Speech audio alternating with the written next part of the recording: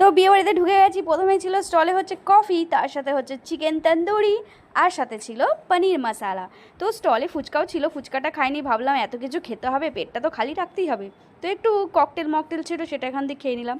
তো এবার চলে গেলাম মেন কোর্সে, তো সৌমেন ও চন্দ্রানীর বউ ভাত। তো আজকে মেনুতে কী কী করেছে দেখো। বিশুদ্ধ জল থেকে শুরু করছি, fish fry and veg cutlet, তার সাথে স্যালাড, সস, মশালা, কুলচা, কিমা, ডাল মাখানি। এখন এগুলো খাওয়া হবে, আর পড়তে পারছি না, খেতে খুব ব্যস্ত।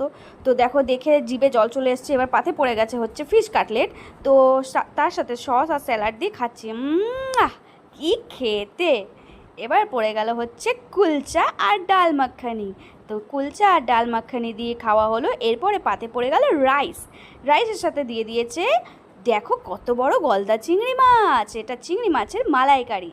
এবার এটা খাওয়া হয়ে গেল। তারপরে পাতে দিয়ে দিল পোলাও, আর তার সাথে মাটন কষা। মাটন কষাটা যা খেতে না, দেখো তোমরা কি টেস্ট। তারপর খাওয়া হয়ে গেল, খাওয়ার পরে পাতে পড়ে গেল মিষ্টি। তো মিষ্টি দিয়ে শেষ করলাম। তো আইসক্রিমটা খেয়ে নিয়েছিলাম। তো আমরা খাই, তোমরা দেখতে থাকো।